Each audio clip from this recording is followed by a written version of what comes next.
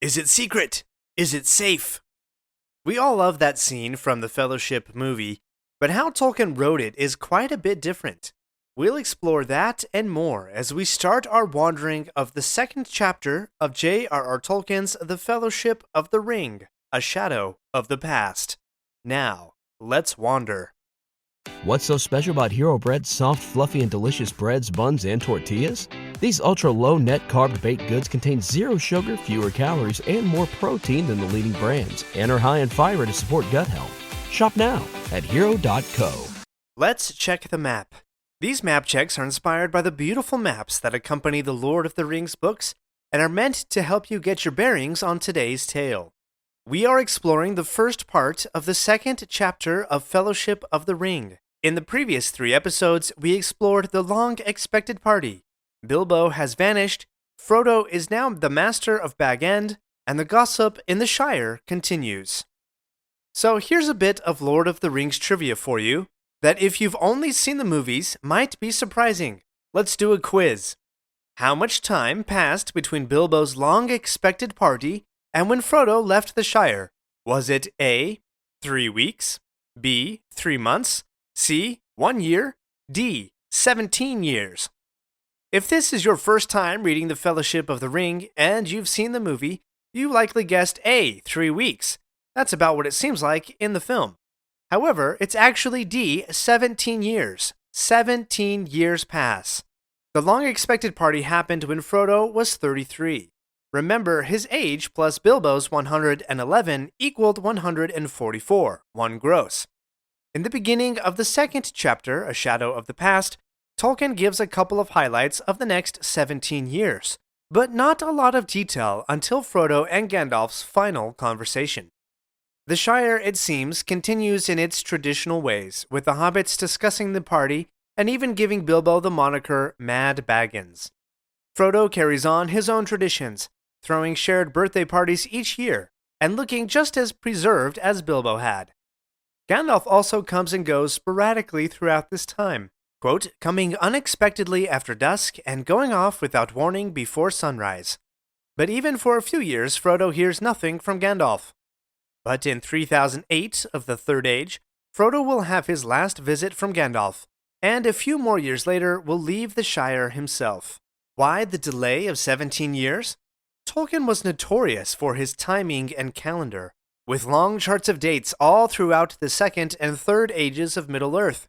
In Appendix B, you'll find the tale of years in which a timeline of dates was published. On the one hand, Gandalf would have needed some time to investigate. He had grown suspicious of Bilbo's ring only on the night of the party, and so for the next few years he was gathering information. I'm sure he was counseling with Elrond and likely Saruman, and spending time in the archives and records of Gondor. In Gondor, we know that Faramir, the son of Denethor, was fond of Gandalf and would learn much from him. With Faramir being in his late teens and early 20s at this time, perhaps the bulk of that tutelage occurred while Gandalf was researching in Gondor.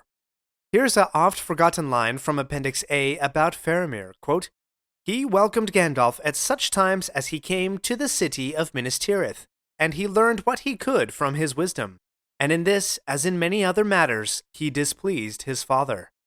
Practicalities of travel and research aside, I think Tolkien had another reason, somewhat more literary in value.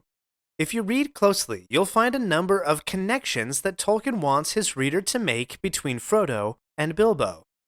Here's one, for instance. As Frodo is nearing his 50th birthday, he felt a certain significance in the number. Quote, it was at any rate at that age that adventure had suddenly befallen Bilbo. Every fall, the time of year that Bilbo had his adventure, Frodo feels a certain pull to go wander. But also like Bilbo, who had a Baggins and a Took side fighting within him in the first chapter of The Hobbit, Frodo also has 2 sides, one drawing him away, the other counseling patience. Another connection. In the conversation that Gandalf and Frodo have in this chapter, the scene opens on a beautiful morning after breakfast at Bag End. To drive the point further, Tolkien tells us that, quote, Gandalf was thinking of a spring, nearly 80 years before, when Bilbo had run out of Bag End without a handkerchief. Clearly, Tolkien is again connecting in our minds as readers The Two Adventures of Bilbo and Frodo. This is one great tale, interconnected and interwoven with the events of a grand legendarium. Even the hobbits, the more quote-unquote normal ones, are aware of some connection between their day and the old tales. As Sam and Ted Sandyman are debating at the Green Dragon, the conversation wanders from claims that Ents have been seen, quote, "What about these tree men, these giants?" to tales of elves sailing and leaving Middle-earth, to which even ignorant and provincial Ted replies, quote, "Well, that isn't anything new, if you believe the old tales." This reveals that the hobbits, for as isolationist as they were, had some general knowledge of the elves leaving Middle-earth. But it also provides a demarcation, a boundary line, for those hobbits who distance themselves from elves and those who are intricately connected with them. Ted, for his part, stays away. Quote, "I don't see what it matters to me or you. Let them sail." He is representative of the vast majority of hobbits in the Shire. But Sam is different. He thinks he's actually seen an elf once, quote, and still hoped to see more one day. Sam even feels the weight and sadness of the merry elves leaving Middle-earth, quote, never to return.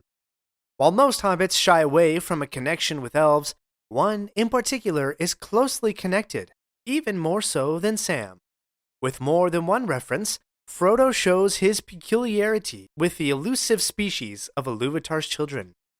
Frodo, quote, was sometimes seen far from home, walking in the hills and woods under starlight. Starlight being the elves' preferred source of life, since they had awoken as a species before the creation of the sun and moon. His close friends, which include Merry, Pippin, Folco Boffin, and Fredegar Bolger, but interestingly not Sam, his friends, quote, suspected that he visited the elves at times. But their suspicions are somewhat confirmed, as we learn that Frodo, quote, was seen walking and talking with the strange wayfarers that began at this time to appear in the Shire. I see in this a parallel idea. The hobbits separate themselves depending on their feelings toward the elves. The elves, for their part, had a much greater sundering, depending on their feelings toward the light of the two trees of Valinor. It's for that reason that different elves seem to have different levels of enlightenment, but you can go listen to episode 3 for that tale. I also see a foreshadowing here. From the very beginning of Frodo's tale, we see the end of the elves' tale. They're leaving Middle-earth. We know, by virtue of Frodo's mission and burden, that he will be afforded a great honor, a place in the west near Valinor, to dwell on the Isle of Tol Eressëa, near the Undying Lands, with the elves.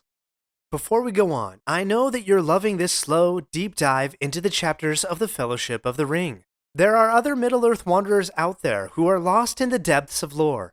You can help them find their way by leaving a 5-star rating and review for this show wherever you're listening to it, on Apple or Spotify or any other platform. But also, think of someone you last had a great nerdy conversation with.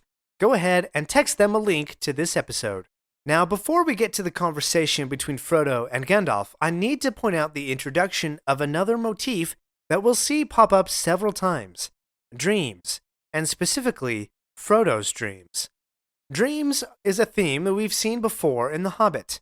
Bilbo had, quote, uncomfortable dreams after the unexpected party at Bag End, and was even somewhat dreaming of breakfast when the giant spider came upon him in Mirkwood.